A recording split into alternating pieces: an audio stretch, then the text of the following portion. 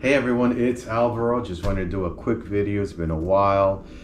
First, a big shout out to all of my friends all over the world, new connections that I've made on my recent trip to Spain. Thank you very much to all of my friends out there. Of course, the record store owners and some producers. Big shout out to all of my record collectors here in the States, my friends. Who also have this passion for just enjoying great music, collecting for so many years.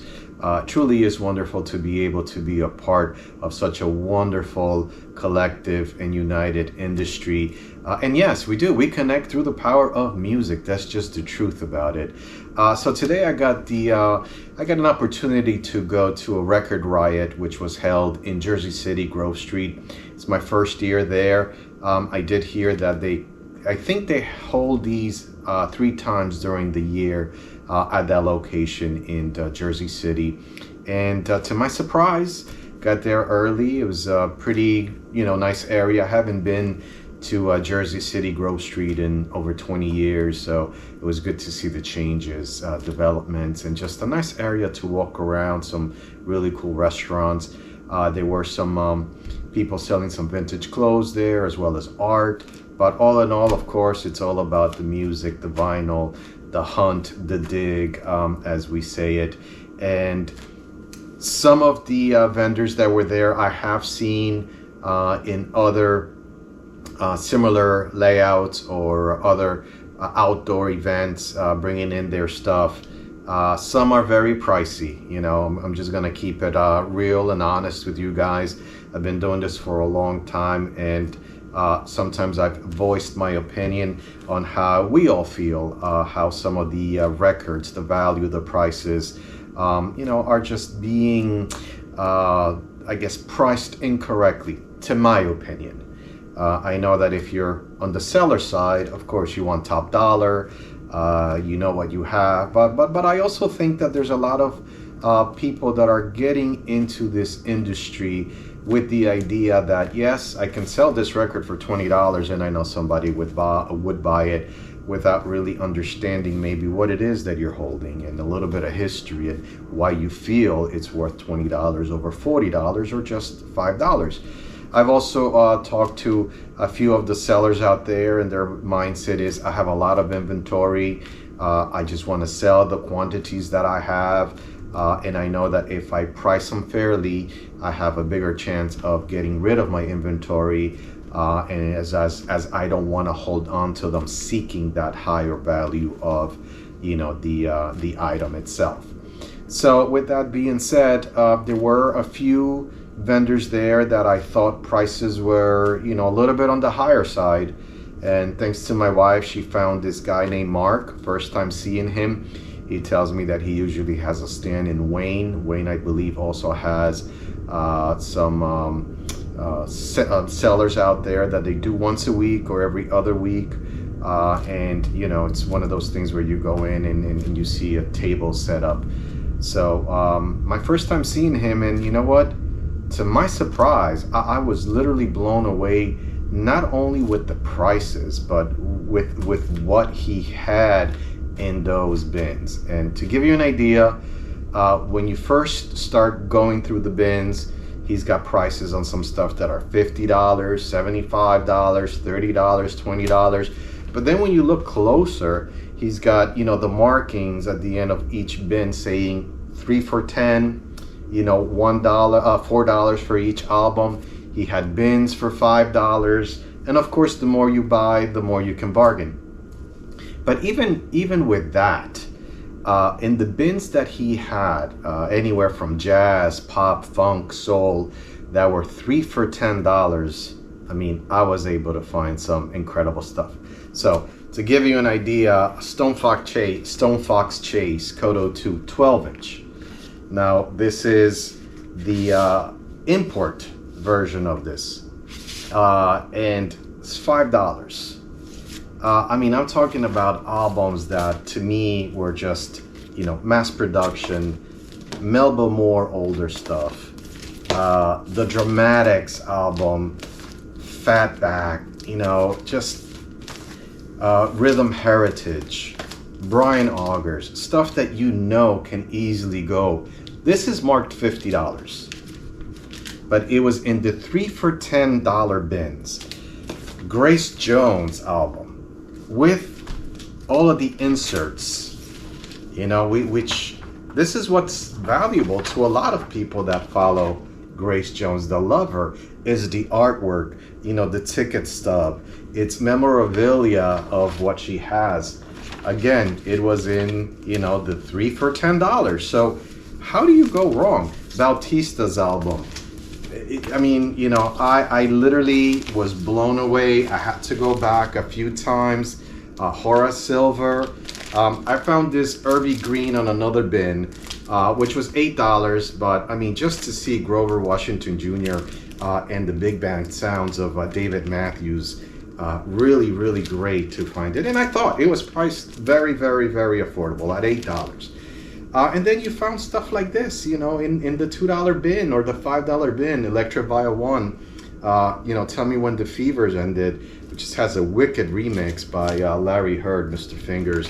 And on those bins, again, Oracle, you know, if you guys are not familiar with Oracle, this is a tremendous jazz fusion funk band.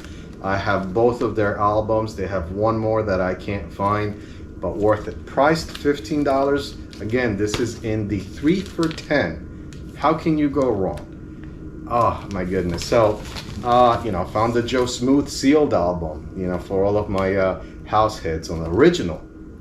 So some sound effects and just a few doubles that I wanted to keep.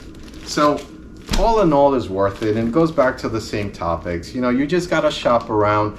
You might find the same album down a seller for half the price. You might go up and find another seller selling it for triple the price.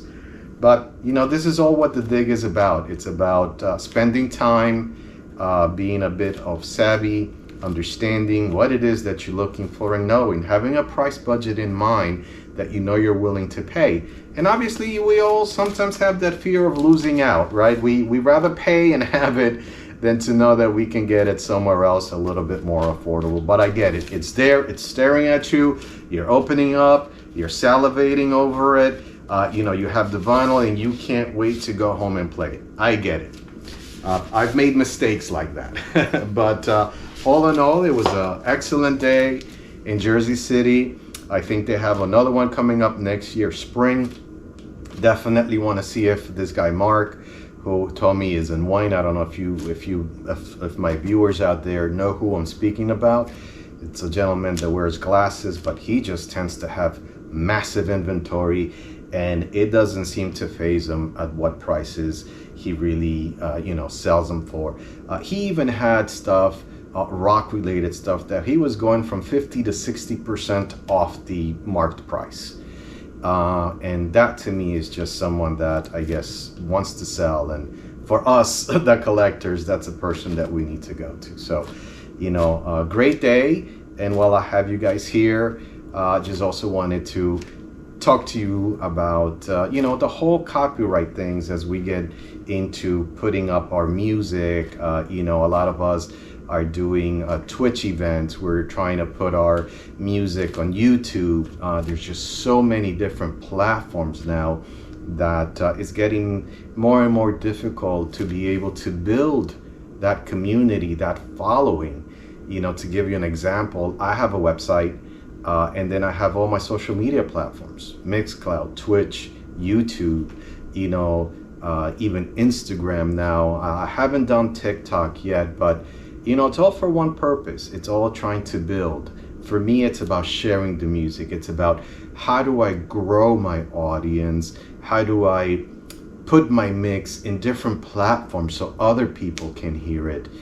And I go through the same struggles, you know, running into copywritten issues in YouTube. Sometimes your video that, you know, you might want to put up gets rejected. Because of that, it gets banned.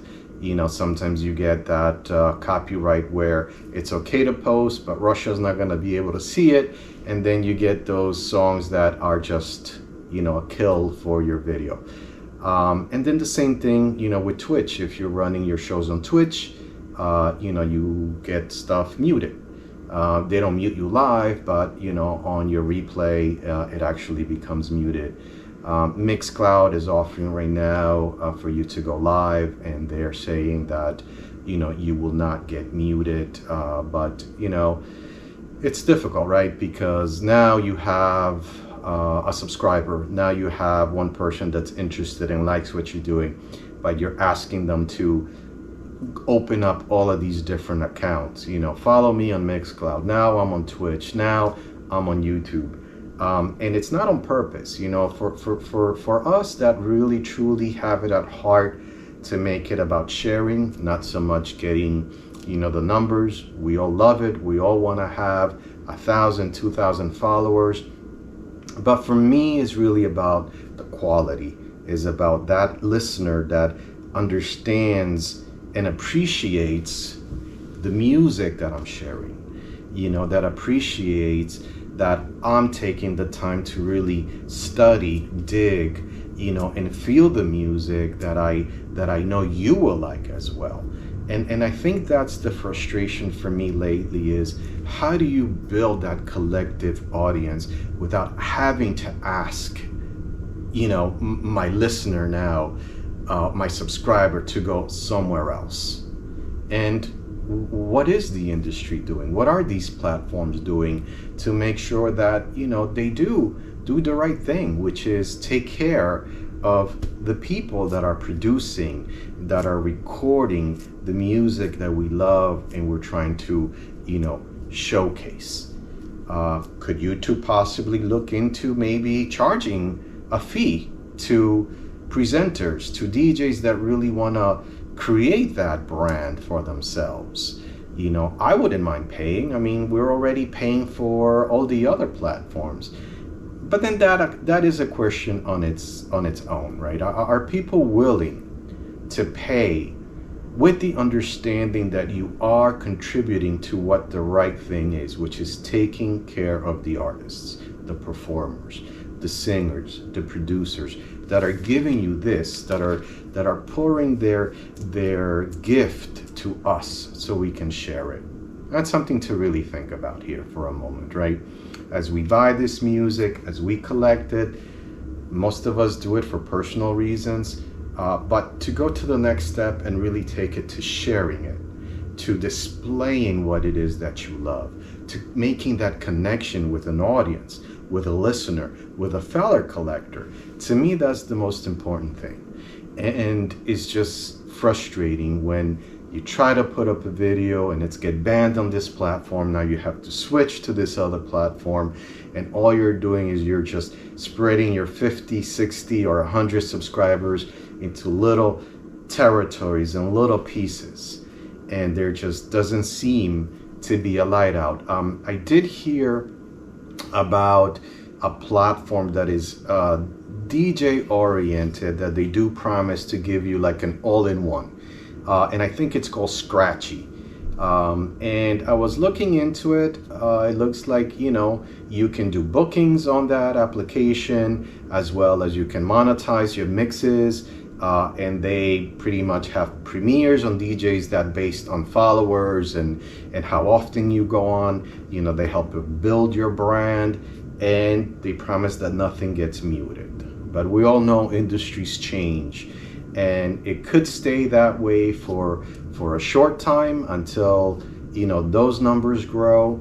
But I really do think that at the end of it all, we do have to be conscious that they need to get paid, and I'm all for that. I'm all for that as a fellow producer. I know that if I took the time and I invested in the production, in the studio, in the writing, I would want to get paid if I see that my music is being played. That's just the right thing to do. So how do we do it, and what is the platform that can give us that room for a presenter, for a DJ to really grow and make it simple, right? I'm all for paying, but I don't know. I know that I'm not the only one who shares these frustrations, and I think a lot of people just give up. a lot of people are like, you know what, I've been taking it off Facebook. I don't like my stuff muted. I can't even replay it for people that want to hear it. So it's almost like you're constantly going out there and trying to just hit or miss. Do I post it here? I watched a video where a guy has 3 YouTube channels. One is as a tester. The other one is just to go through copyright material. And his third one is once he gets the clearances, he posts the stuff up. But to go through that is also work. A lot of people think that it's easy, and it's not. Recording the stuff, transferring it, editing some stuff, enhancing the sound, and then going through the motions of waiting for YouTube to clear everything. It takes work, and the passion that comes with not just collecting, but wanting to share the music, it just sometimes gets frustrating. But, don't give up. You just gotta keep doing trial and error. I'm always reading. I always want to get interested in platforms that are switching and gearing and understanding the needs of the artists. And I'm all for it. But if any of you guys know platforms that are allowing or ways that are legally, allowing us to put our stuff in an easier way through the YouTube, through Mixcloud. I have not gone live on Mixcloud, but again, now I'm gonna ask my fellow Twitch guys to go to Mixcloud, and then you get into the softwares that allow you to, go live and stream and all of these platforms. So, I'm trying to self-educate myself as well, because I think that's also important to watch videos and see what's the best way. But all in all, I just wanted to share my point of view. I had a few conversations with people that sometimes give up, that, they don't feel that we should be in a situation where we have 10 different accounts and we ask, this one individual to open up 6 different accounts just so they can hear our mix or our show. And I get it. I'm all for doing the right thing, finding the right platform, and doing what's best for the artists and us. And there's also the conversation about, people looking to do stuff for free and trying to find ways to, not go the right route. Well, if that's your preference, then, that's what you're dealing with. But for those who are looking to have stability and a way to even pay back to the artists that we love, that we collect and follow, I'm all for it. But, thank you for your time. I've met a lot of great friends, not just from the States, but from all over the world through this community, through my YouTube channels, through the content, through the music. And all I can say is thank you. Thank you for understanding what it is that I'm trying to do. Thank you for understanding my passion and my choices in music, and for your feedback, If you have the time, I am on Twitch every Thursday doing my live stream, Saying It With Music, at 8:30 p.m. Eastern. I also do have a Mixcloud account, alvaromrxjimenez. My website, alvaromrxjimenez.com. And yes, my Twitch channel, alvaromrxjimenez. I'm also on Instagram, Facebook. Reach out to me. Let me know your thoughts.